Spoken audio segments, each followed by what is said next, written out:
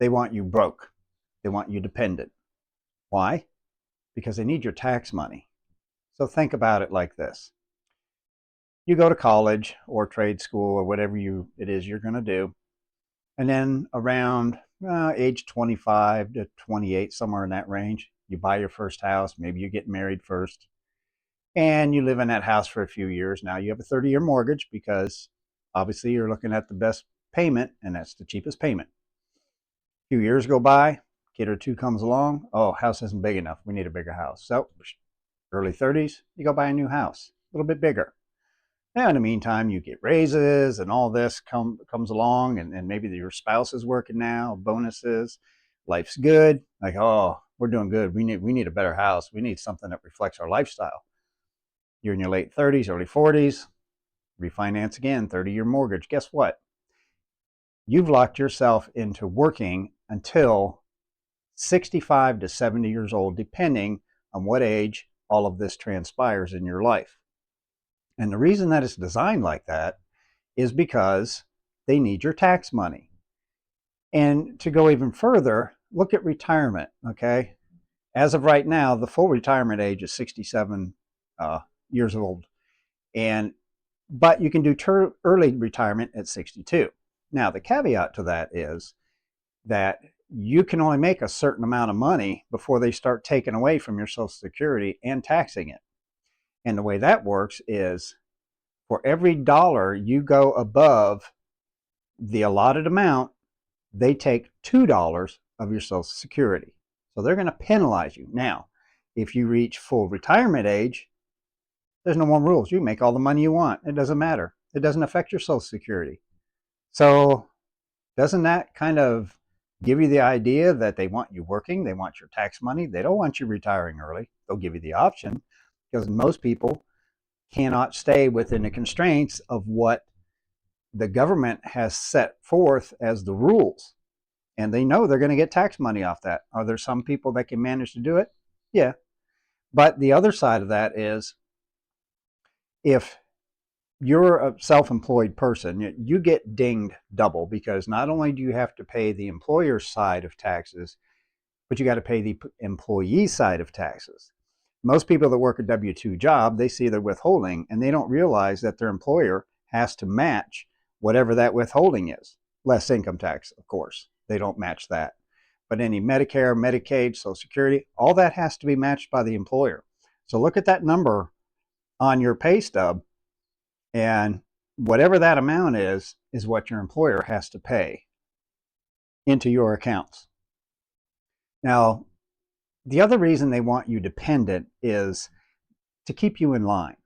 Because if you're dependent on a job to be able to pay for that 30-year mortgage, you're less likely to go out on your own. You're less likely to interrupt the system or, protest or whatever, because you don't want to mess up that nice, cushy little life you've built up. And you're a slave to the grind for 40 plus years. Makes you think, doesn't it? So how do you get out of that? You have to be smart with your money, number one. So the first thing is making sure that you can afford a house that you could pay for if you had to work a minimum wage job. Why?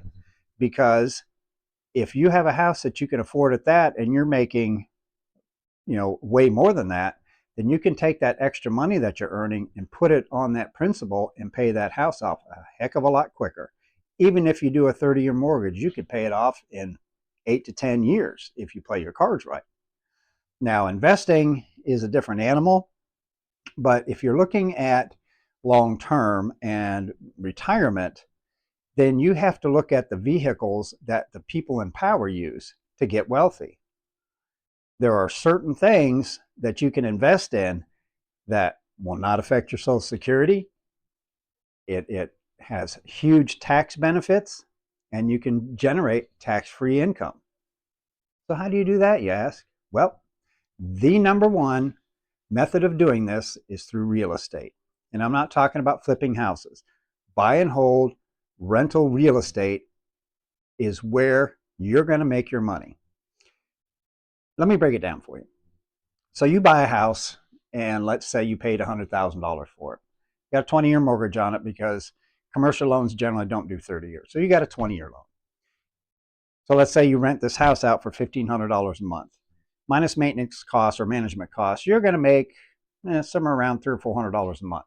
Now, if you had 10 of those, now you got $3,000 or $4,000 a month. So let's go on to the next phase of that. So that's a nice little income, but that's not really where the money comes into play with this. So you bought it for $100,000. You keep it for 5 years. You've been paying down the mortgage, and let's say you're down to $92,000. But the house is appreciated. You're in a nice market. It's gone up a little bit. So now that $100,000 house is maybe $140,000, $150,000 in value. Plus you've paid it down. So now you've got $50,000, $60,000, maybe $70,000 worth of equity in this property. So what do? You go back to the bank, you refinance that original mortgage, you pull out that equity, which depending on who you go to, 70 to 80% of the value. So, if you're at 150,000 and you're going to take 80% of that, then you're going to be left with $120,000. Okay, that's how much you would get, but you only owe 92. So now you're left with $28,000, and it's tax-free. Why? Because it's a loan. 10 houses and you do that, you've got $280,000 in the bank, tax-free. This is how the wealthy do it. And if you don't believe me, look it up. I do it myself. I've got 13 rental units, and I go and I finance my property and then pull the equity out. That's free money in the bank. I don't pay tax on that. I can pull out equity anytime I want. And it is an awesome gig, and it's not going anywhere anytime soon. They talk about, maybe regulating it or whatever, but they're not going to shoot their own foot. This is how these people make money, and they know the game, and they play it very well. And if you want to be on par, you better learn how to play that game. That's where your money's at. That's where your freedom's at. That's where you take back your life. That's where you stop being controlled by the powers that be. I hope you enjoyed this video. I hope it was a little enlightening for you. Give me a like, subscribe, and I'll see you on the next video.